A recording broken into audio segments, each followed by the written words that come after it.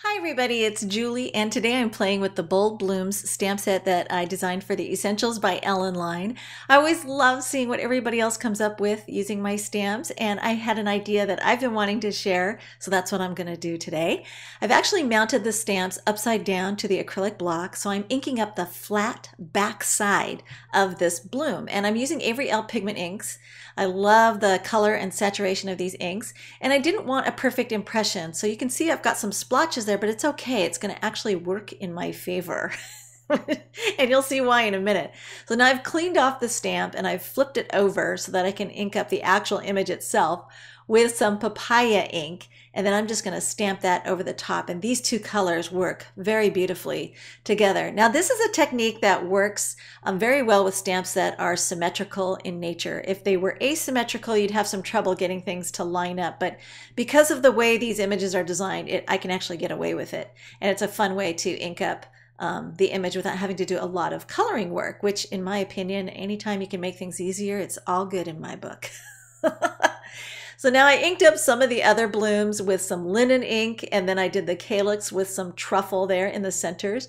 And then whatever I did with my blooms, I'm going to do the same thing with the leaves. I mounted them upside down to the block so that I'm inking up the flat backside.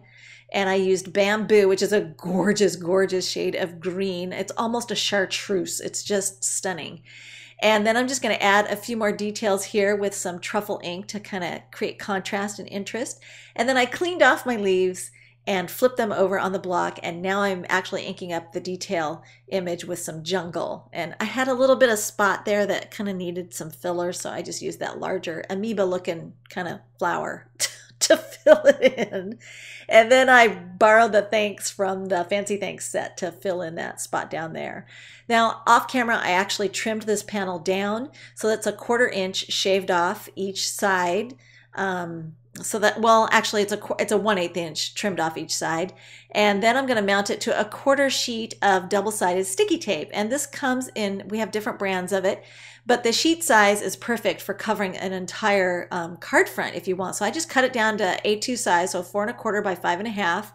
And I had a gap there so that I could trim off the excess. It made it a lot easier to mount this whole panel together. And then I'm going to peel off the remaining liner. So I've covered the whole front side of my artwork with this sheet adhesive, double-sided sticky tape. And then I'm just going to give it a glitter bath. I dumped it face down into my bin of Prisma glitter to coat the whole thing. Then I brushed off the excess.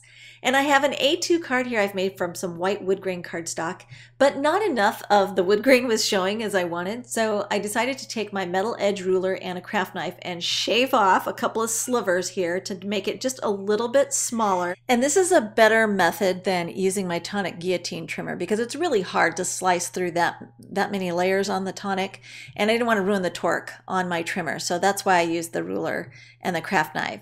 So then for one last accent piece, I thought this basil craft paper with the gold foil on it would look stunning. And so I just trimmed a little sliver of it there to create a little banner-y type flag there in the upper right corner.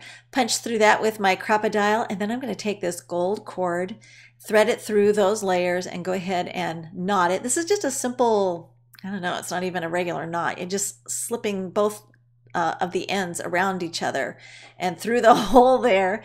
And then both the ends of the cord, after you futz with it a little bit, are going to hang in the same direction. They're going to hang downward, dangle downward in the same direction. So added a little bit of adhesive to the center of this panel so that I could curl up the edges.